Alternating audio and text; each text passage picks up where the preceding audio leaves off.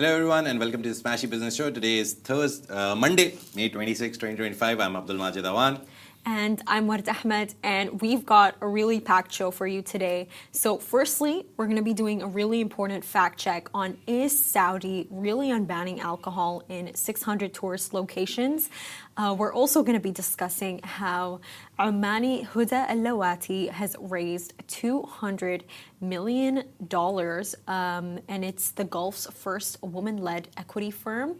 We're also going to be discussing how Tabby and Tamara's have reported strong profits as Saudi's fintech sector continues to surge. And finally, UAE citizen Pavel Durov's Telegram for the first time posts profits of $540 million in 2024.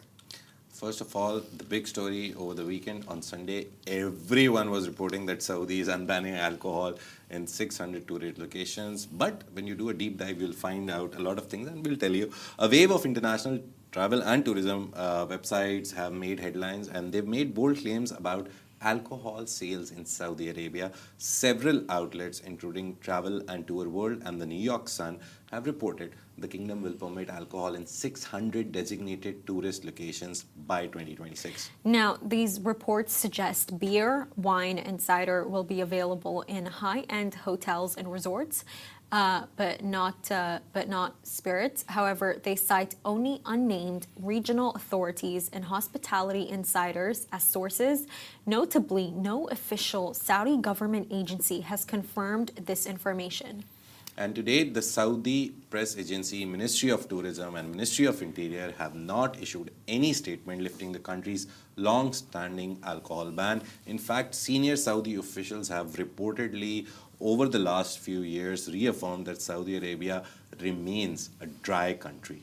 Now, Tourism Minister Ahmed Al-Khatib told Bloomberg in early 2024, "We've decided not to provide alcohol," emphasizing that tourism has continued to thrive. Similarly, Saudi ambassador to the UK, Prince Khalid bin Bandar Al Saud, told the BBC in February 2025, "No, there is no alcohol at all. It's a dry country." And the original claim appears to have come from a May 20 post by Australian wine blog Wine Intelligence. It stated Saudi Arabia would begin licensing alcohol in 600 zones in 2026. That post was quickly picked up by travel websites and news aggregators without official corroboration.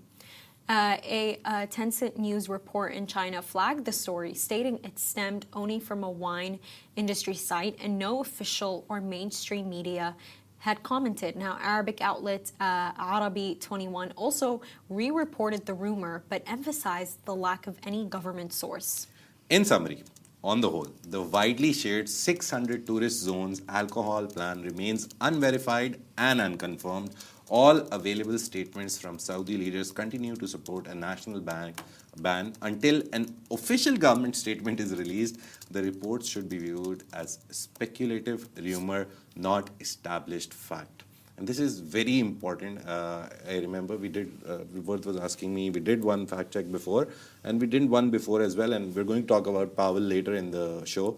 But when Pavel Durov was caught in France, I remember everyone on X, Twitter, X now, Instagram, Facebook, wherever you go, there was like, oh, UAE is cancelling their Rafale jet orders from France because, oh, they've captured a UAE citizen and et cetera, et cetera. And then we kept looking, and we were like, let's look for a good angle if it is true. But then we realized that no one was officially reporting on it. There was no AFP, no Reuters, no AP. These are like the global news aggregators and news firms and wire services. Then you come to the National, Khalij Times, Gulf News. You look at all of the big ones, big names, and no one reported on it that, oh, UAE is actually cancelling on. And then we're like, okay, let's go do a deep dive. And we did, and we realized that it was just a rumor started by someone.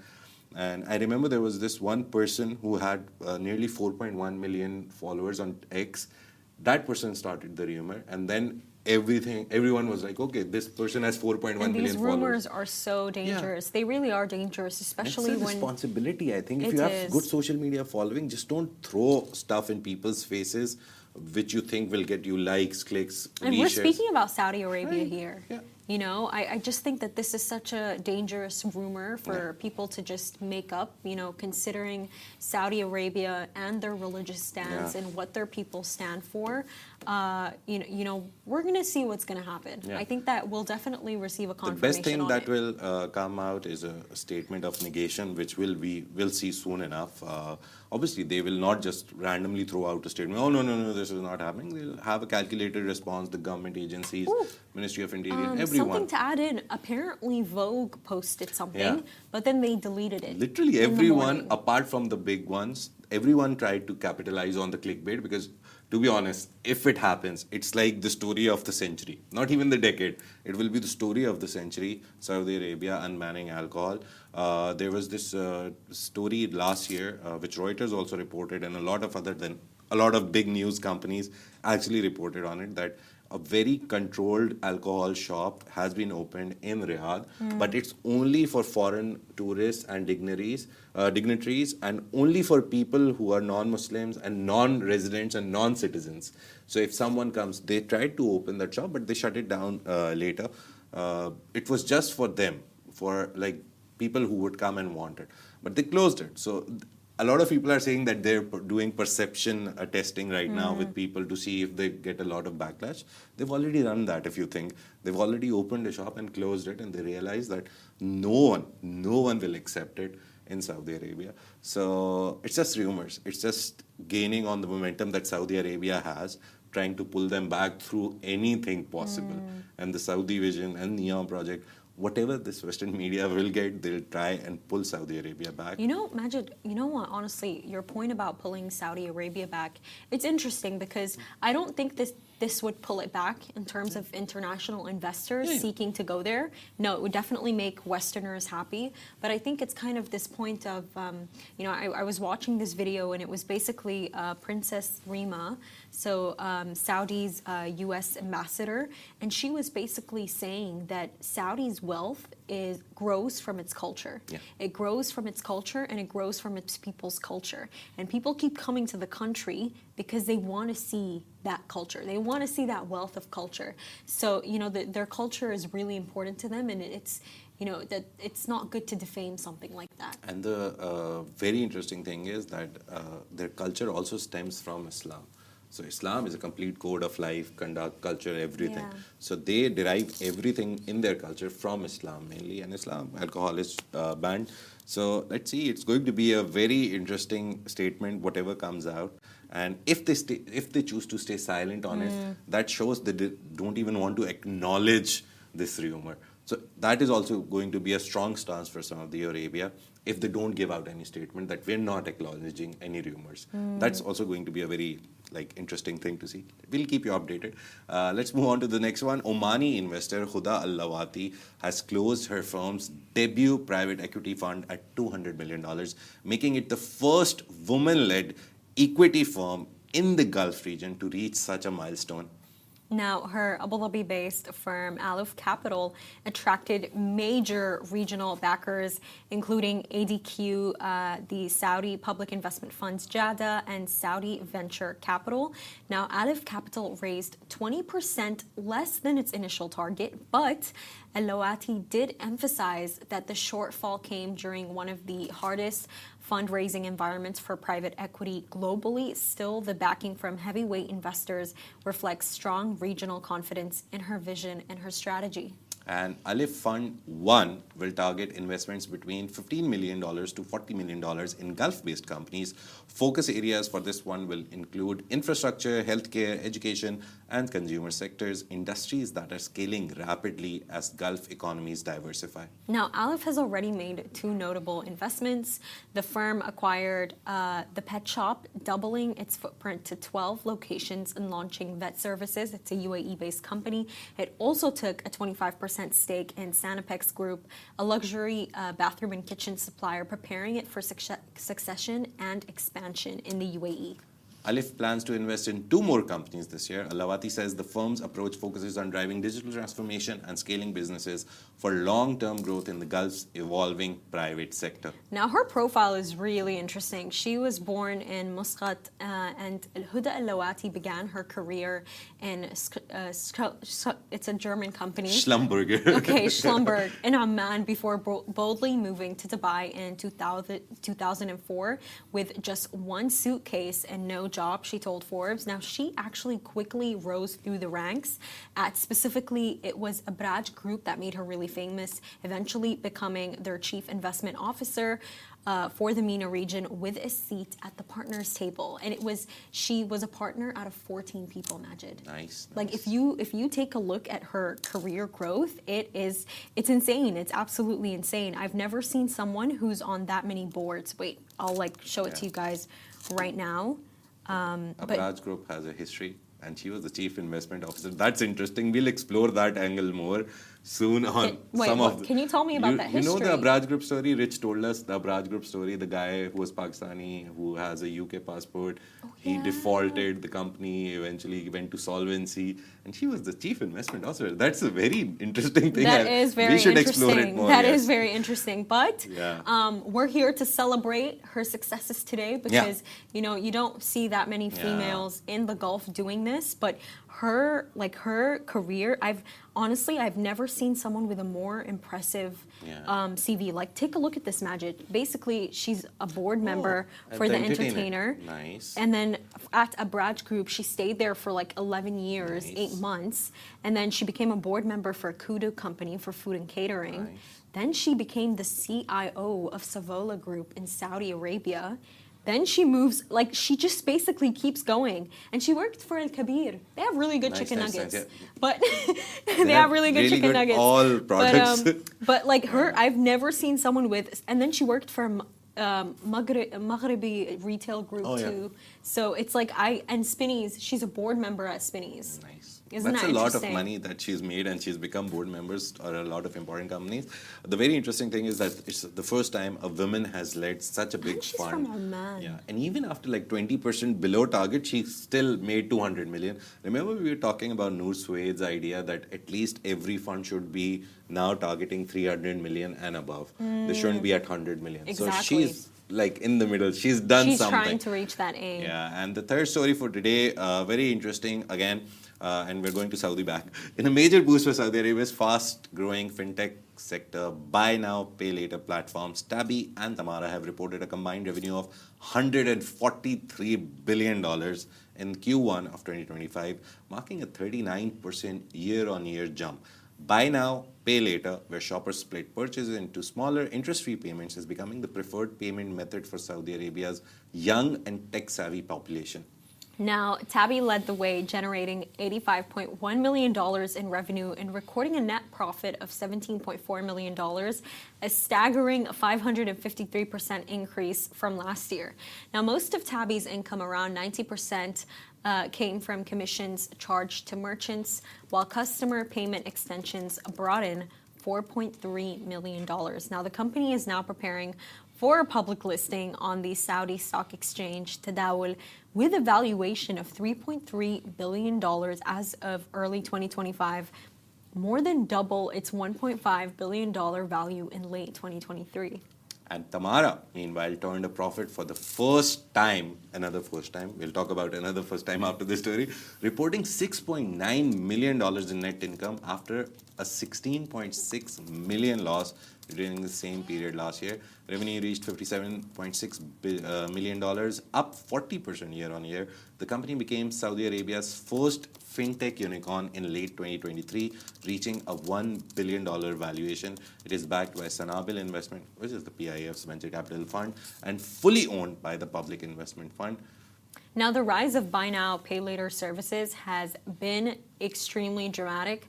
Now, daily transactions doubled in 2024 to 120,000, reaching 43.3 million over the year. Now, the total value of items purchased using this model soared to $7.1 billion, and that is like a 206% increase from the previous year. And interestingly, young adults are leading the charge. Saudi's aged 20 to 30 now account for 37% of the 13.2 million users. That's one third of the users actually, highlighting how deeply Buy Now, Pay Later, very famously known as BNPL, has taken root in the kingdom's spending habits. Tabby and Tamara aren't just changing how people shop, they're shaping the future of digital finance in Saudi Arabia. And I think when it comes to buy now, pay later, Majid, Tamara and Tabby are both very equally successful. They both became unicorns like very quickly. Yeah. I believe for Tamara, they were founded at around, was it 2020? It was It's 2020, not I believe. that old. It's like 4 or Yeah, 5 years old. it was founded in September 2020, and they Nice. became a unicorn in 2023. Yeah, 3 $1.5 years. billion valuation. Yeah. The thing is, it's a very nice argument that I've had with one or two people about Tabby and Tamara, and everyone says they're copies. They are copies. We've discussed this on the show again and again. They have taken the idea, which was very common in the West, of buy now, pay later. But again, they localized it. You have to understand when you attach your own USP to any product, if you make a Facebook for only Gulf people, Arabic Facebook, it won't be a copy, it would be an innovation. That is how innovation works. If someone said when Graham Bell made the phone, like the whole phone thing, this big giant setup, and after that, even if today someone says this phone is a copy of that phone, no, it's not. This phone does the same job. It helps me call someone. But now it has become a smartphone. It has like 100 million options that the normal first phone made by Graham Bell didn't have. So you can't say it's a copy of Graham Bell's innovation. Likewise, Tabby, Tamara, all the products that you see in the Middle East, all the startups, which look like a copy of a Western product, they had to bring it here. They had to localize it. They had to add options which local people would understand. They had to Arabize it. They had to add Arabic language into it. They had to like make a whole infrastructure around it. So they did a lot of work. You can't just discount them by saying, oh, they're copycats of Western products. Yeah, they did. And the founders, one of them has your name, Majid, is Abdul Majid Al Sukhan and Turki bin We did the Zarrah. Dreamers on him. Really? Yeah. And Abdul Muhsin Al Babtain. So I think it it's was the these three Saudi entrepreneurs National together. Day when we did the Tamara one. Because, yes, the first unicorn and everything. First unicorn in Saudi. Yeah. And I think what's interesting about Al Sukhan is he actually previously founded a company. It's called Nana. Oh, And it's basically this like grocery platform company. So he came with a lot of experience. Yeah. But I think when you take a look at founders like these, Majid, who, they came around during like quarantine time, during COVID, and they founded something that became successful so quickly, you really have to wonder, where are they going to be in the next decade? Yeah. Where do we They're see going to be industry Hassan, the leaders, founder? obviously. No, seriously, where are we going to see them in the next decade? It's going to be really interesting to watch. And talking about industry leaders, a guy who thinks that WhatsApp copied 80% of its feature, Telegram, they finally turned a profit. Telegram reported a record profit of $540 million in 2024, a major turnaround from a $173 million loss in 2023. This was reported by the Financial Times. And this growth was driven by an increase in paying users, crypto-related deals, and new monetization strategies. No, this is so true, the crypto part. Now, the Dubai-based company posted revenues of $1.4 billion in 2024. Its first full year of profitability. Now, Telegram also launched a $1.5 billion bond offering aimed at buying back existing debt, repurchasing $375 million in bonds, and holding $530 million in cash by February 2025. And looking ahead, Telegram projects revenues to reach $2 billion and profits of $720 million in 2025, marking a 46% increase. Despite this positive outlook, concerns remain among investors after founder Pavel Durov's detention in France in 2024 related to content moderation issues. Now, Pavel Durov, a UAE citizen and the company's founder, remains a key driver of Telegram's success. Now, the company continues to expand its offerings, recently investing heavily in artificial intelligence technology.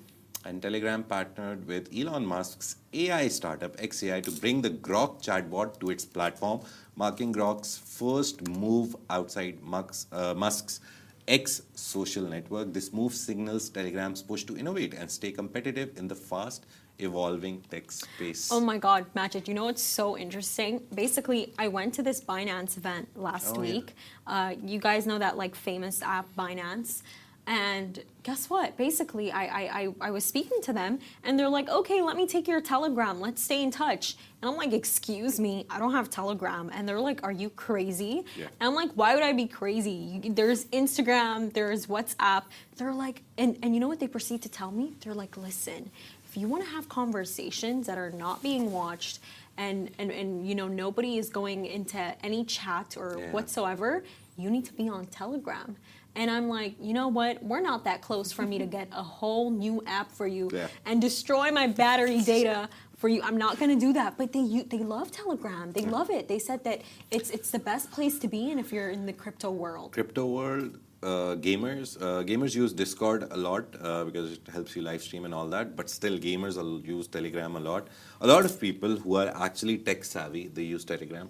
Even my wife's office, they use Telegram to talk. Like we use our own, we use Slack, we use Monday, I think. We use so many things. They use Telegram to communicate? Yeah, now we've started using Click and Zoho and all their like whole features, everything that is under Zoho. But they use Telegram to talk. I don't know. Their founder was randomly like, oh, we'll use Telegram. It's safe and this. And I was like, you guys aren't talking about secrets. You're just talking about which story to do and which not. But yeah, a lot of tech-savvy people who have like a little bit of idea even of tech, they prefer Telegram because apparently Telegram promises that not even them can read your messages. But exactly same promise has been made by WhatsApp. Over the years, Pavel Durov has taken Mark Zuckerberg to the cleaners over this WhatsApp encryption thing. So very easy. I always tell this that whenever you want to see how WhatsApp encryption works, just open a new chat and it will clearly say your message is end-to-end encrypted. And end-to-end encryption basically is very interesting. Just to give you a small explanation. So you send a message, hi. Hi will not go as high over the waves and everything. It will go as a code and maybe it's a binary code, maybe it's an octocode. I don't exactly know the technicality of that. But it gets encrypted. H goes on a different node, I goes on a different node. So no one can combine them. And so even if someone wants to intercept your message, they'll get gibberish of letters like A, B, M, G, X, Y, something. So they can't make up the message. But I do remember, though, Majid, a while ago, this court case of like 6 years has finally been settled between Meta and this Israeli cybersecurity company called NSO. They got back, I believe, over $160 million in damages. And that's because allegedly this Israeli company, NSO, they were spying on WhatsApp users, specifically, I believe, journalists. Yeah. So I see why people have concerns, and I understand why they're using Telegram. They found a backdoor into it. Even then, they weren't able to intercept the message and read it. They found a backdoor, like you sent something or some link or something to them, and then you fish them into, it's called PHI, fish. So you fish them into clicking on something so you can get access to their phone and messages. Yeah, very complicated processes, but very simply, Pavel Durov, the ending part was really interesting that he's partnered with Elon Musk. Both of them have been, for the last year, since Pavel Durov was arrested in France, they've been like the torchbearers or freedom of expression.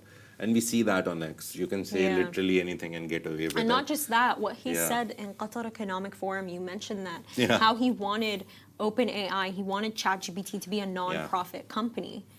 So I think, but you know what it is with Pavel Durov, and what I also think is a part of that profit surge, Majid. I don't just think it's crypto hitting $100,000 for the first time in history. I think it's the fact that people glorify this man. You know, and as they should, you know, he went to France, he was not allowed to leave. When he came back, the message that he sent on Telegram, wait, I just got it out, by the way, and what he's saying, I'm so deeply grateful for the millions of people around the world who have shown their support through this unexpected journey. It has meant a lot. There is nothing our billion-strong community can't overcome. I think that he has this aura and this life motto and this way of going about his life that people are just so inspired by. Because honestly, don't you think that his like business upbringing, what I would call it, is honestly strange? He's from Russia, then he goes to America, finds himself in the UAE, becomes a UAE citizen. I mean, that does not happen to everyone every single day. It's I always find it interesting that we always make heroes out of one person, while there's a whole team or at least 2, 3 people involved with it. Do you know who made Windows and Microsoft with Bill Gates? No. No one knows the name of the actual guy who built the iPhone. Everyone knows Steve Jobs. Likewise, with Pavel Durov, he had his brother always with him. No one talks about his brother. No one even like puts him on that pedestal, like makes him a hero. But he was always there. They started vKontakte, and Russian government wanted the data from it, and they ran away, and then they sold it, and then they started Telegram, and then Dubai was one of the places where they felt safe with the idea that encryption is fine. So yeah, very nice story of Pavel Durov. I personally feel he is, and Elon Musk. Sorry, I'm making him a hero, but these are the only 2 guys who are left in the world who talk about freedom of speech now. Mark Zuckerberg has tracked back very simply. He put out a statement as soon as the Biden administration went and Trump administration came. He said that Biden and his whole administration pressured me into giving data to them, and I gave it to them. So leave Mark Zuckerberg out of it. He's given data to American companies. But then he said, oh, I will never do it again. But then he accepted that he has done it. But Elon Musk and him are the only guys who are taking a stand right now for your messages to stay your messages between you and the person you're sending, and privacy basically. So I think let's see when they will turn and when they will become like, okay, no privacy, no freedom of speech. Yeah, well, Yeah. we're definitely going to find out. Yeah, so- And that's a wrap for today, everyone. Thank you so much for watching. This is Smashy Business, a Smashy Business production under the Augustus Media Podcast Network. And thank you for our 1.6 million listeners. Please keep sharing our podcast. Please keep sharing our other podcasts, which are under Augustus Media. We have Love in the Way. We have the Smashy Sports Show after this. So if you are interested in sports, you can watch it.